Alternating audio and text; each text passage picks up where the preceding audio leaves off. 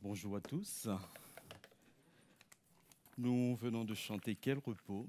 Je crois que vous êtes tous prêts à partir là, dans le repos céleste. Mais en attendant, on est dans ce monde. Dieu nous a placés ici-bas. Et c'est son choix pour nous. Euh, Xavier nous a dit pendant ce temps de louange que notre Dieu nous fait pas mal de cadeaux. Tout est grâce, tout est don de sa part. Et je crois qu'un don particulier que nous avons de la part de notre Dieu, c'est sa parole. Ce matin, j'aimerais euh, nous encourager autour de la parole. Et pour introduire ce moment, je peux avoir la zapette, si possible. Ça marche? Je vais introduire ce temps de méditation. C'est bon. Par la lecture d'une parabole. Je ne sais pas si que j'ai déjà partagé avec vous il y a quelques années déjà. C'est un récit concernant notre connaissance de Dieu. Je l'intitule La parabole de la fourmi intelligente. Et peut-être ceux qui étaient là il y a longtemps déjà s'en rappellent.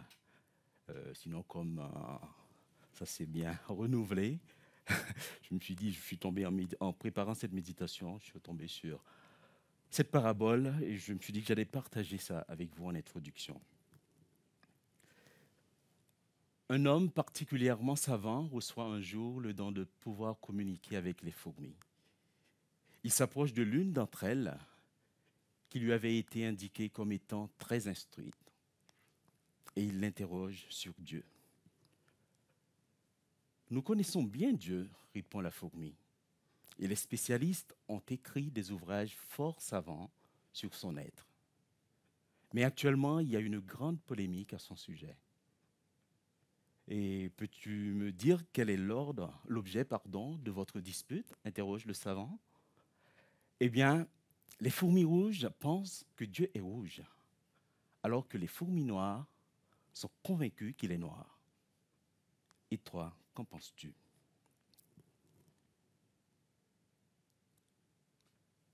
Moi, je ne me laisse pas aller à de tels enfantillages. Jusque-là, on a envie de croire à l'intelligence de cette fourmi, qu'elle est vraiment intelligente. Mais la suite laisse planer un petit doute. Dieu est plus grand que nous, et peu importe, sa couleur. Tout ce que je sais, c'est qu'il a 6 pattes et 2 antennes, et que dans la fourmilière des cieux, toutes les fourmis vivent en harmonie les unes avec les autres.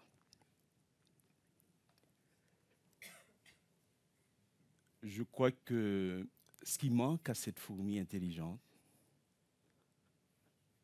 c'est ce que Jésus-Christ a souligné à ce jeune homme riche quand il est venu voir Jésus, pour lui demander comment il pouvait être sauvé. Ce jeune homme connaissait la parole, il avait reçu la loi. Mais il lui manquait quelque chose. Il ne pratiquait pas la parole. Il fallait qu'il se mette à vivre cette parole au quotidien pour montrer qui est Dieu. Et je crois que dans cette parabole, chacun peut se reconnaître dans cette fourmi intelligente d'une manière ou d'une autre. Être limité que je suis, je cherche à décrire un Dieu tout-puissant, un Dieu infiniment grand. Je suis convaincu que ma compréhension de Dieu, c'est la bonne. Et je veux que autour de moi, tout le monde adopte cette compréhension de Dieu.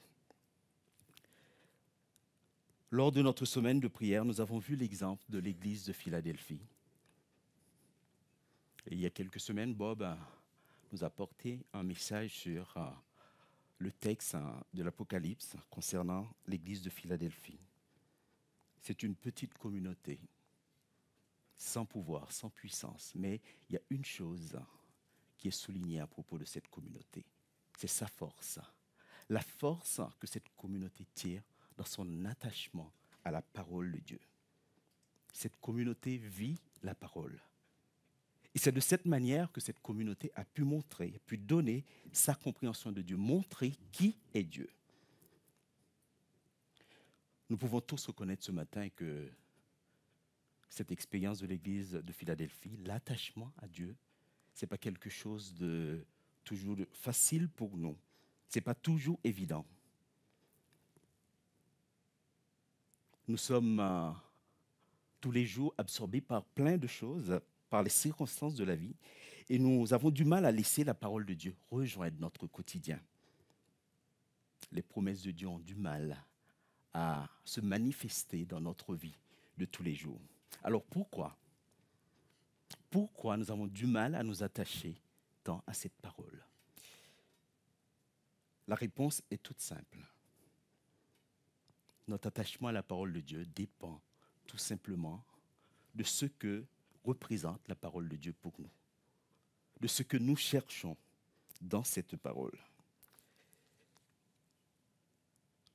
Nous pouvons avoir une démarche intellectuelle quand on est en face de la parole de Dieu. On cherche à acquérir des connaissances sur un sujet bien particulier, sur un personnage de la Bible, en particulier sur ce Jésus qui intrigue tant. Nous pouvons chercher une doctrine philosophique, un point de vue politique en nous appuyant sur la parole. Nous pouvons aussi chercher un ensemble de règles à suivre en lisant la parole.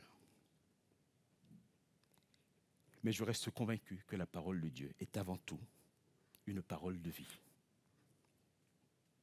Une parole qui s'adresse à mon histoire, à ton histoire. Et cette parole, c'est un don de Dieu que nous sommes appelés à vivre dans notre quotidien.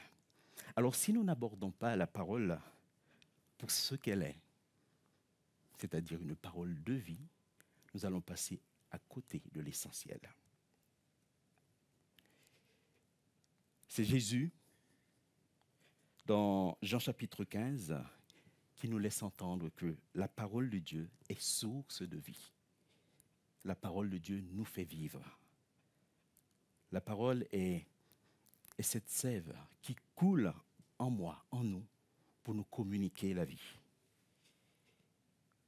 Et Martin Luther, dans son traité sur la liberté chrétienne, nous dit que la seule chose dont l'âme a besoin, c'est de la parole de Dieu. Avec la parole, l'âme est riche. Elle ne manque de rien, car la parole est la vie. Alors ce matin, j'aimerais, à travers 3 textes, nous rappeler cette vérité que la parole nous est donnée pour devenir en nous une parole de vie. Et nous encourager à nous attacher encore et encore à la parole et à la vivre au quotidien. Ces 3 textes correspondent à 3 étapes de la vie du peuple d'Israël. Ce matin, je vais faire beaucoup de lectures. Nous allons faire beaucoup de lectures. On va se laisser interpeller tout simplement par la parole de Dieu. Je vais pas vraiment faire une étude approfondie de cet texte-ci. Je ne crois pas avoir déjà fait une étude approfondie dimanche matin. Mais ce que je veux dire par là, il y aura beaucoup de lectures. Alors, le premier texte que j'aimerais voir avec vous, si ça marche, se trouve dans le livre d'Exode. On va lire d'abord Exode 19, les versets 1 à 8, puis Exode 25, versets 12 à 18. Le 3e mois après leur départ d'Égypte, ce jour même, les Israélites arrivèrent au désert du Sinaï. Après être partis de Réphidim, ils entrèrent dans ce désert et y dressèrent leur camp en face de la montagne. Moïse gravit la montagne pour aller vers Dieu. d'en haut, Dieu l'appela et lui dit, « Voici comment tu parleras aux descendants de Jacob et ce que tu annonceras aux Israélites. Vous avez vu vous-même comment j'ai traité les Égyptiens et comment je vous ai portés comme sur des ailes d'aigle, pour vous faire venir jusqu'à moi. Maintenant, si vous m'obéissez et si vous restez fidèles à mon alliance, vous serez pour moi un peuple précieux parmi tous les peuples, bien que toute la terre m'appartienne. Oui, vous serez pour moi un royaume de prêtres, une nation sainte. Telles sont les paroles que tu transmettras aux Israélites. » Moïse retourna au camp, convoqua les responsables du peuple et leur transmit toutes les paroles de l'Éternel. Alors le peuple s'écria à l'unanimité, « Nous ferons tout ce que l'Éternel a dit. »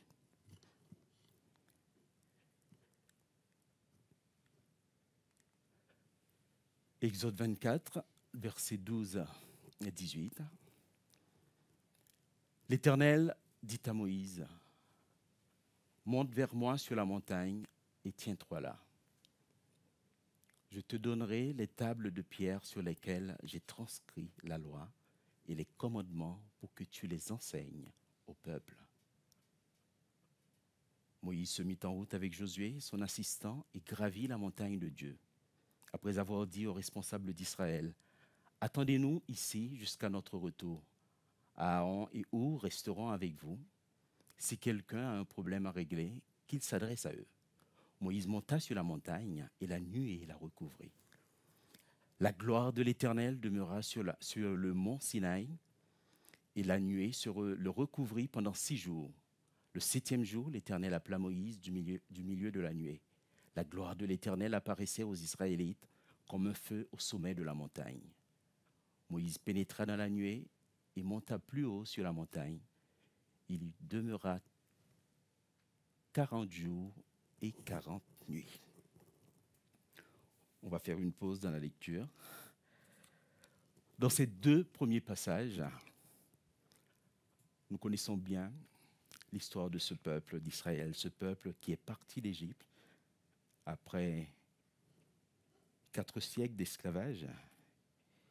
Et 3 mois après ce départ, Dieu s'adresse à ce peuple. Dieu s'adresse à son peuple en ce moment précis de son histoire pour lui dire une chose toute simple. Ce qui t'arrive aujourd'hui, ce départ, cet exode, ce n'est pas le fruit du hasard. Dieu l'a permis. Dieu a entendu le cri de ce peuple, il s'est souvenu de son alliance et il a permis cet exode. Et dans cette étape de la vie du peuple, Dieu vient lui donner les moyens de vivre cette nouvelle vie. Dieu vient lui donner les moyens d'entrer dans le projet de vie qu'il a pour ce peuple. Et ce moyen, c'est la parole.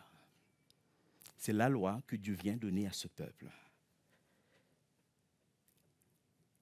Quand on lit les passages autour de tous les chapitres d'Exode, toutes ces lois, on pourrait penser tout de suite que oui, Dieu donne à son peuple un ensemble de règles à suivre. Mais je crois que cette parole que Dieu a donnée à son peuple, cette loi, ne consiste pas uniquement en un ensemble de règles et d'interdictions. La loi que Dieu a donnée à Israël, c'est un moyen de faire entrer ce peuple dans le plan de Dieu, dans le projet de Dieu pour lui. Ainsi, ces 2 textes-là que nous venons de lire nous invitent tout simplement à accueillir la parole de Dieu pour ce qu'elle est. Une parole qui peut nous transformer, nous rendre libres, nous permettre d'entrer tout simplement dans le projet de Dieu pour nous, le projet de vie qu'il a pour nous. Oui, cette parole que Dieu nous donne a pour but de nous rendre libres. Il y a tellement de choses dans le passé comme dans le présent qui peuvent nous retenir captifs et nous priver de la vraie vie, la vie que Dieu a pour nous. Le but de Dieu pour nous est de nous faire connaître cette vraie vie.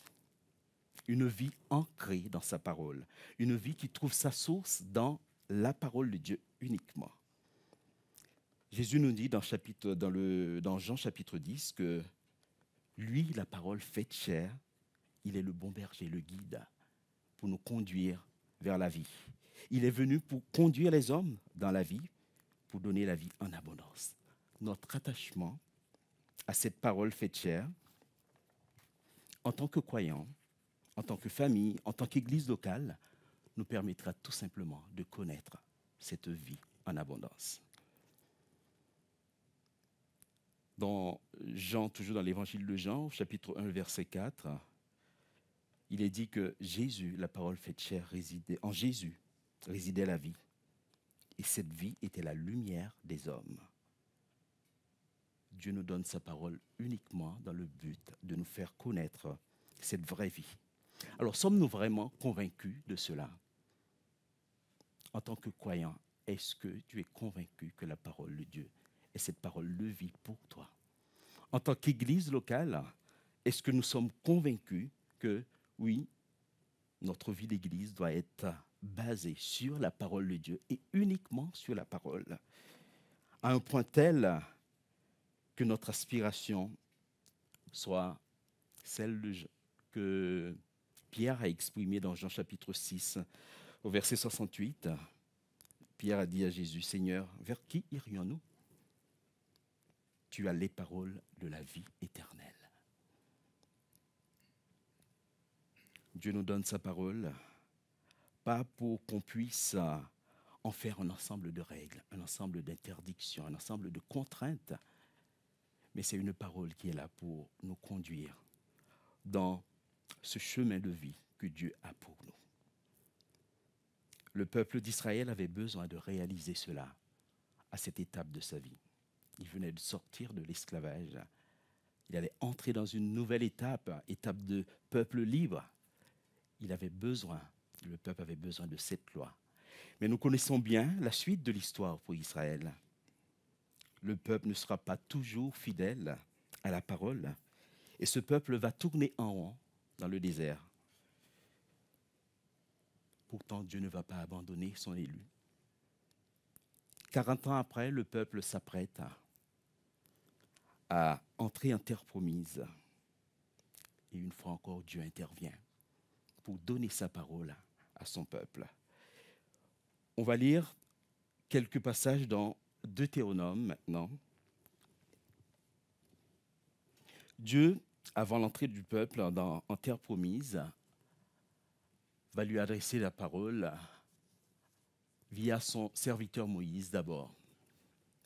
Deutéronome 4, les versets 1, 2, 5, 6 et 40. Voilà ce que Dieu dit à son peuple au travers de son serviteur Moïse. « Maintenant, Israël, écoute les commandements et les lois que je t'enseigne. Respecte-les afin de vivre et d'entrer en possession du pays que l'Éternel, le Dieu de tes ancêtres, te donne. Vous n'ajouterez rien à ce que je vous commande, et vous n'en retrancherez rien. Vous obéirez aux commandements de l'Éternel, votre Dieu, que je vous transmets. Vous le savez, je vous ai enseigné les commandements et les lois comme l'Éternel, mon Dieu, me l'a ordonné, afin que vous y obéissiez dans le pays où vous allez entrer pour en prendre possession. Obéissez-y et appliquez-les. C'est là ce qui vous rendra sage et intelligent aux yeux des peuples. Ils en entendront parler et ils s'écrieront, il n'y a qu'un peuple sage et avisé, c'est cette grande nation. Obéis à ces lois et à ces commandements que je te transmets aujourd'hui, afin que tu sois heureux, toi et tes enfants après toi, et que tu vives de nombreux jours dans le pays que l'Éternel, ton Dieu, te donne pour toujours. Deutéronome 6, les versets 1 à 9.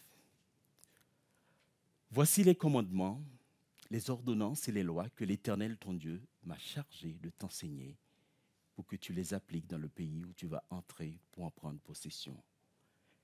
Et que tu craignes l'Éternel ton Dieu en obéissant toute ta vie à toutes ses ordonnances et à tous ses commandements que je te transmets.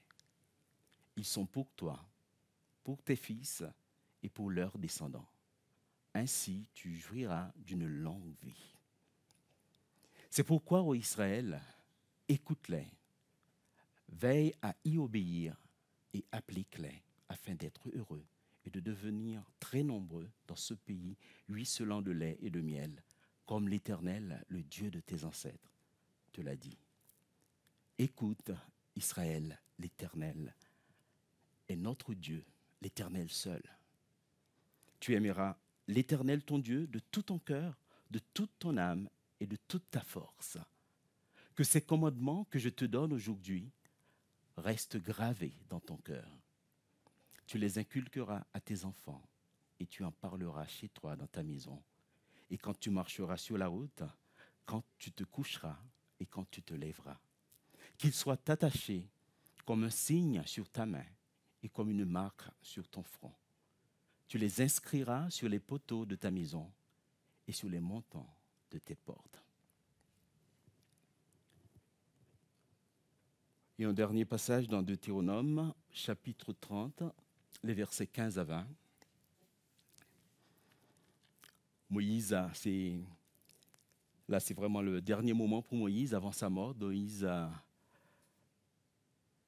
parle ainsi au peuple de la part de l'Éternel. Voyez, je place aujourd'hui devant vous, d'un côté, la vie et le bonheur, de l'autre, la mort et le malheur. Ce que je vous commande aujourd'hui, c'est d'aimer l'Éternel, votre Dieu, de suivre le chemin qu'il vous trace et d'obéir à ses commandements, ses ordonnances et ses lois. En faisant cela, vous aurez la vie. Vous deviendrez nombreux et vous serez bénis par l'Éternel, votre Dieu, dans le pays où vous vous rendez pour en prendre possession. Mais si votre cœur se détourne de lui, et si vous refusez de lui obéir, et si vous vous laissez entraîner à adorer d'autres dieux et à leur rendre un culte, je vous préviens dès aujourd'hui que vous périrez à coup sûr. Vous ne vivrez pas longtemps dans le pays au-delà du Jourdain où vous vous rendez pour en prendre possession. Je prends aujourd'hui le ciel et la terre à témoin. Je vous offre le choix entre la vie et la mort, entre la bénédiction et la malédiction. Choisissez donc la vie, afin que vous viviez, vous et vos descendants. Choisissez d'aimer l'Éternel, votre Dieu, de lui obéir et de lui rester attaché, car c'est lui qui vous fait vivre et qui pourra vous accorder de passer de nombreux jours dans le pays que l'Éternel a promis par serment de donner à vos ancêtres, Abraham, Isaac et Jacob.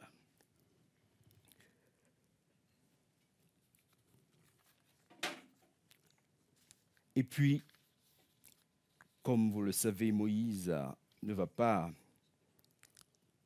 introduire le peuple dans ce pays, dans le pays promis. C'est Josué qui aura cette charge. Je vais juste lire le verset 8 du chapitre 1 de Josué. Voilà ce que Dieu... Non, les versets 6 à 8. Voilà ce que Dieu dit à Josué.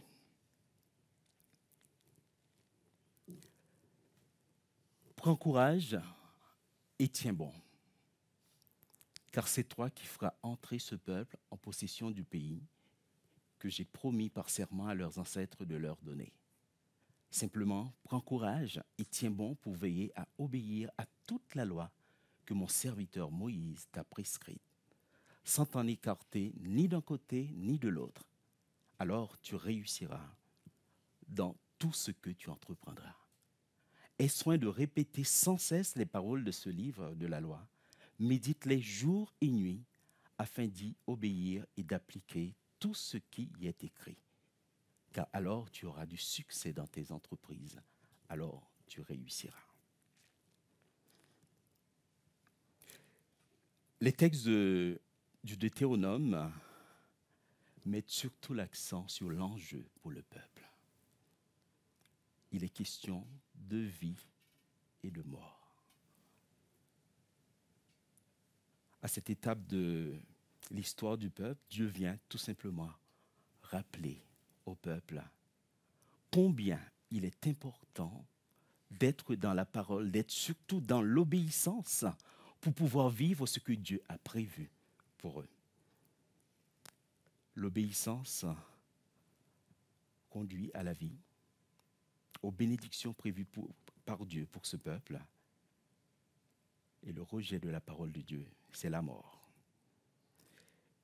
L'apôtre Jean, dans sa première épître, nous dit que l'obéissance à la parole est une caractéristique du peuple de Dieu.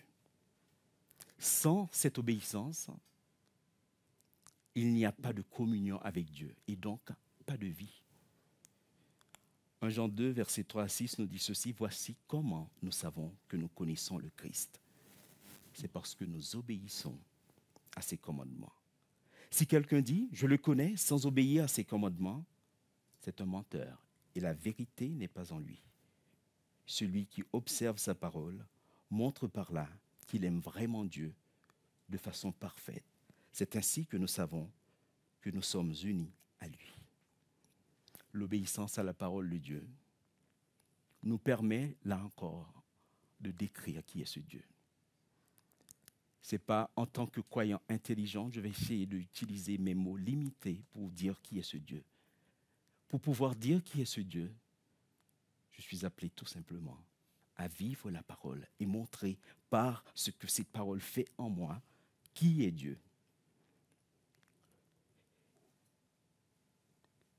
Jésus-Christ, dans Jean chapitre 15, nous dit la même chose à propos de l'obéissance vis-à-vis de ce qu'il nous dit. Celui qui m'aime vraiment, c'est celui qui retient mes commandements et les applique. Mon Père aimera celui qui m'aime. Moi aussi, je lui témoignerai mon amour et je me ferai connaître à lui. Si quelqu'un m'aime, il obéira à ce que je dis. Mon Père aussi l'aimera. Nous viendrons donc tous deux à lui et nous établirons notre demeure chez lui. Mais celui qui ne m'aime pas ne met pas mes paroles en pratique. Or, cette parole que vous entendez ne vient pas de moi, nous dit Jésus. C'est la parole que le Père a confiée à Jésus pour nous transmettre. La parole de vie. Celui qui ne m'aime pas ne met pas mes paroles en pratique. De quel côté suis-je ce matin? Est-ce que je suis vraiment celui qui écoute la parole, qui lit la parole et qui oublie tout de suite ce que je viens de lire? Dans ce cas, je sais que pour moi, cette parole-là, je ne la considère pas comme la parole de Dieu, comme cette parole de vie. Si je suis convaincu au fond de moi-même que cette parole est pour moi, Dieu m'adresse cette parole, je vais tout faire pour laisser l'Esprit de Dieu m'amener à vivre cette parole. Par notre obéissance, nous pouvons pratiquer la parole de Dieu au quotidien. Nous pouvons vivre les promesses de Dieu, les promesses faites dans la Bible.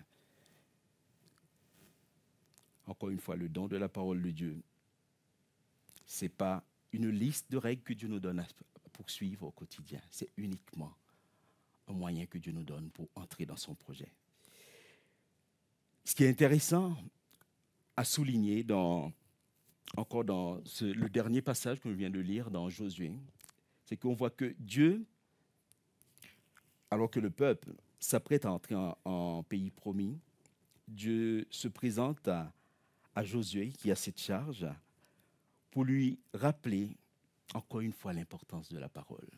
L'obéissance à ce que Dieu a transmis à Moïse pour transmettre à son tour au peuple. Dieu dit à Josué, reste attaché à la parole. La parole est donnée. Par contre, les obstacles sont bien présents. Dieu n'a pas choisi d'enlever les obstacles pour Josué et le peuple. Il y a bien la traversée du Jourdain. Il y a bien le peuple en face à combattre. le peuple qui habite Canaan a affronté. Et il y a un grand pays que le peuple ne connaissait pas à découvrir.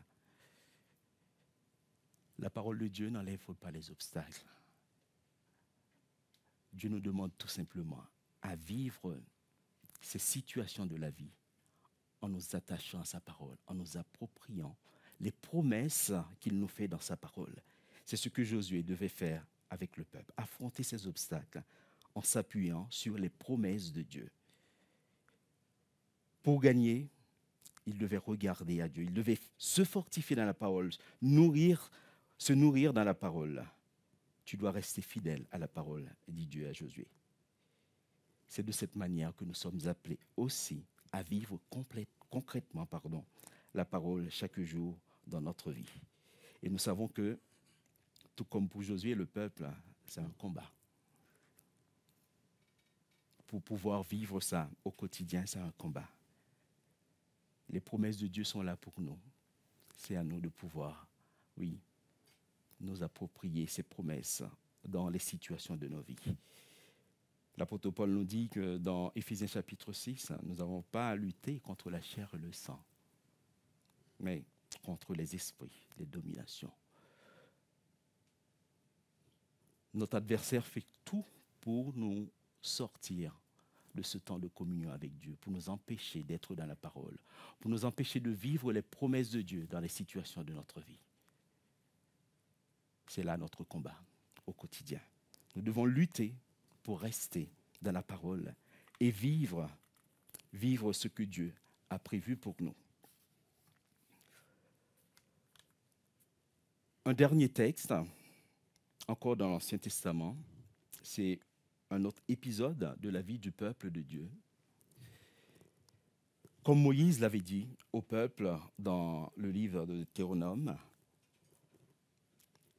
si vous obéissez à la parole de Dieu, vous allez vivre longtemps dans ce pays. Mais si vous rejetez la parole de Dieu, vous n'allez pas rester longtemps dans le pays promis. Et c'est ce qui s'est produit. Ce peuple n'a pas été fidèle à la parole de Dieu et il y a eu l'exil. Et durant cette période d'exil d'Israël à Babylone, là encore, Dieu n'a pas abandonné son peuple. Dieu a continué à parler à son peuple. Et en particulier, Dieu a parlé à Israël à travers Ézéchiel, son serviteur Ézéchiel. Voilà ce que Dieu a dit à Ézéchiel. On va lire juste ces 4 versets dans le chapitre 3.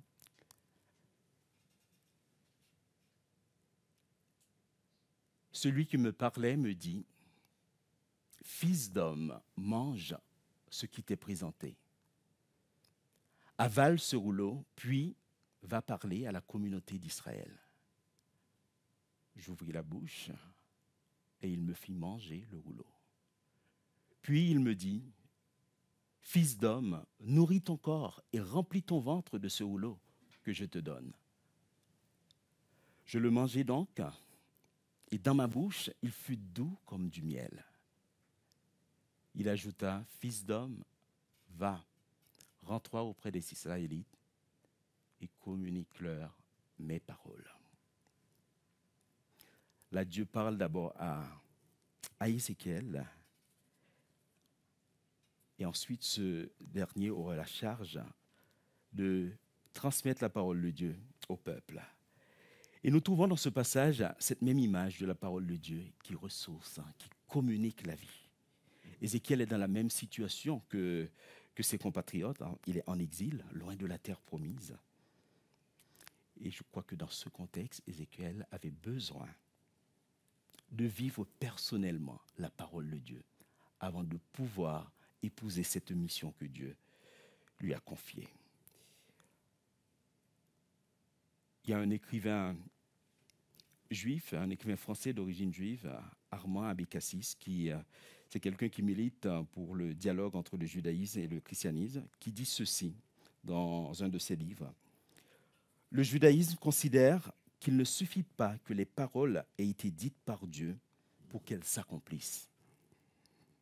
Encore faut-il que l'homme en ait la mémoire et la conscience. L'homme aussi doit assumer la promesse. Il a recueilli la prédiction. Il doit être au rendez-vous avec le même niveau de conscience pour en recueillir la réalisation. Notre lieu de rendez-vous, pour nous, c'est la parole. Ézéchiel avait besoin d'être dans ce lieu de rendez-vous. Il avait besoin de faire cette expérience avec Dieu. La parole de Dieu est donnée, ça ne va pas enlever les situations du présent. Par contre, cette parole est là pour nous. C'est à nous d'entrer dans cette parole et de vivre cette parole. Ézéchiel, c'est l'expérience qu'il va faire. Et quand il va manger la parole, il va dire au verset 3, je le mangeai, donc, et dans ma bouche, il fut doux comme du miel. Ézéchiel a découvert que cette parole renferme des ressources pour aujourd'hui, pour lui et pour son peuple. Il a redécouvert les promesses de Dieu, ces promesses qu'il peut vivre dans la situation présente, dans sa situation présente. Et cette découverte va conduire Ézéchiel à l'obéissance et à ne pas être un rebelle comme le peuple, comme c'est dit dans Ézéchiel chapitre 2, verset 8. Et Ézéchiel va proclamer ce message divin au peuple. Le psalmiste David est arrivé à la même conclusion qu'Ézéchiel. Dans le psaume 119, il dit ceci, « J'ai de la joie à suivre tes préceptes, autant que si je possédais tous les trésors. Je veux méditer sur tes directives et fixer mes regards sur les voies que tu traces. Je trouve un grand plaisir dans ce que tu prescris et je ne veux jamais oublier ta parole. »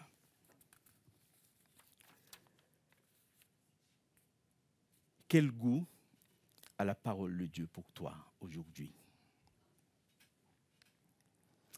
Dans la situation qui est la tienne aujourd'hui, ce dimanche 11 février 2024, quel goût a la parole de Dieu pour toi? Je crois que chacun peut passer par des temps où il éprouve cette joie exprimée par Ézéchiel et David. Et aussi par des temps où la parole nous paraît fade, voire insipide. Et la bonne nouvelle dans ce dernier cas, c'est que Dieu a prévu l'ingrédient pour nous redonner le goût de la parole. C'est comme quand on cuisine, hein.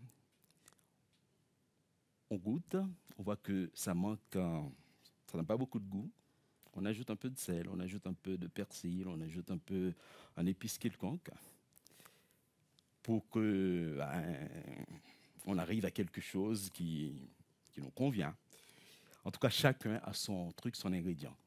Moi, quand je cuisine, j'ajoute du lait de coco. Et je vous assure que ça marche. Hein. Sucré comme salé, voilà, ça donne du goût. Je vous conseille d'utiliser le lait de coco. Et l'ingrédient que Dieu nous donne, chers amis, c'est son esprit. Nous pouvons prier Dieu pour que son esprit nous aide, nous éclaire et qu'il donne un goût de miel. Si vous aimez le miel, un goût de fraise, un goût de vanille, en tout cas, le goût que tu préfères. L'important, c'est que tu retrouves ce désir d'être dans la parole, pour déguster cette parole. Pourquoi? Parce que c'est la parole de vie. Si tu laisses de côté, si nous laissons de côté cette parole en tant qu'Église, nous allons passer à côté de la vraie vie. Nous allons passer à côté du projet que Dieu a prévu pour nous. Je crois que dans notre communauté, on insiste beaucoup sur la parole. Mais je crois qu'on n'insistera jamais assez. Parce que comme je viens de le dire, il y a l'ennemi qui est là, qui va tout faire pour nous sortir de ce temps de communion avec notre Dieu, pour nous empêcher de nous approprier ces promesses de Dieu dans les situations difficiles parfois de notre vie.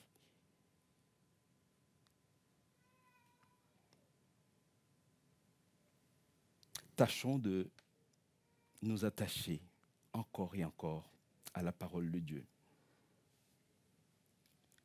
Encore une fois, l'essentiel, c'est d'arriver à faire cette expérience d'Ézéchiel et de David et de pouvoir dire, j'ai mangé la parole, elle fut bonne. Cette parole renferme plein de bonnes choses pour moi aujourd'hui, pour ma famille, pour l'église locale. Je trouve un grand plaisir dans la parole de Dieu. Je ne veux pas oublier cette parole. Je veux suivre tes commandements, comme dit David. Je veux m'attacher à tes commandements. En tout cas, ces 3 épisodes de l'histoire d'Israël nous rappellent ce matin que Dieu nous fait don de sa parole pour nous introduire dans ce projet extraordinaire de vie qu'il a pour nous. Notre responsabilité, c'est tout simplement d'être au rendez-vous dans la parole. Nous attacher à cette parole extraordinaire pour la vivre dans l'ordinaire de notre quotidien. La parole de Dieu est un don extraordinaire que Dieu nous fait. Sachons profiter pleinement de ce don. Voilà ce que je voulais vous partager encore autour de la parole. Que Dieu nous aide vraiment en tant qu'Église locale à être vigilants sur ce point.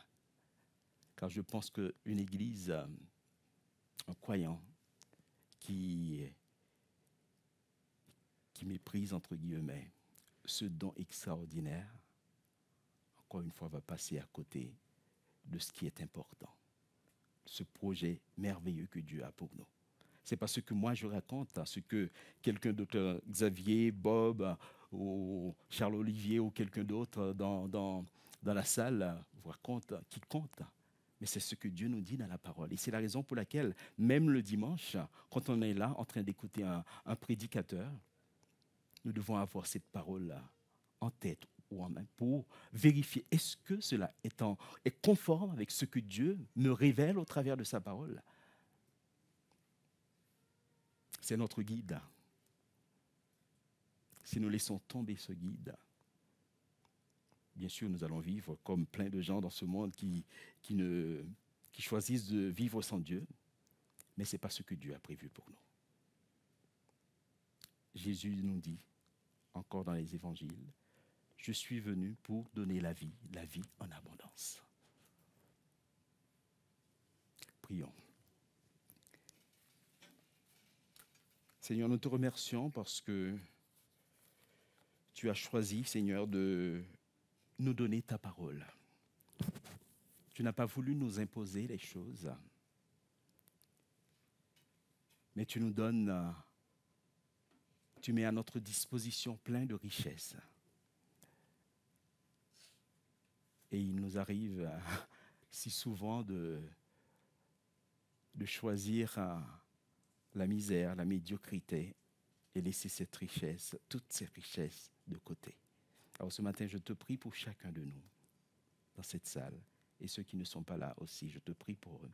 Je te prie de nous donner vraiment cette envie, Seigneur, de nous approprier ces richesses et de les vivre dans nos familles, dans l'église locale. Car c'est ainsi qu'on va pouvoir montrer qui tu es, le Dieu que tu es. Merci parce que tu agis dans la vie de chacun de mes frères et sœurs. Et je te prie vraiment de nous aider à être à l'écoute de ton esprit. Oui, que ton esprit vienne donner du goût, Seigneur, à ta parole pour nous. Que chaque jour, nous éprouvons vraiment ce plaisir d'être dans ta parole, seul avec toi, pour laisser ton esprit nous travailler et faire de nous ces femmes et ces hommes qui te glorifient là où tu nous places. En Jésus, je te prie. Amen.